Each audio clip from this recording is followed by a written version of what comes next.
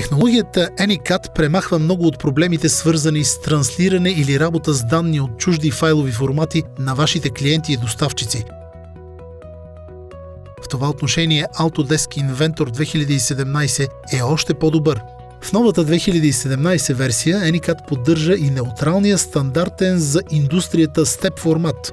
Конструкции от всякакъв CAD софтуер може да се експортират като степ файлове и да се поставят в Inventor без никакви транслационни проблеми или нарушаване на връзките при промяна в моделите.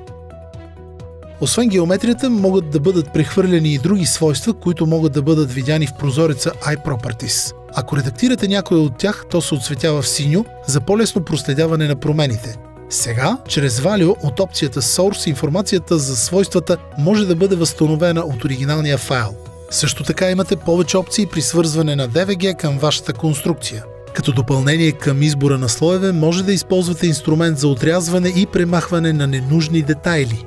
Добавянето на копия на DVG файлове с множество изгледи сега може да се прави с помощта на командата Add Instance.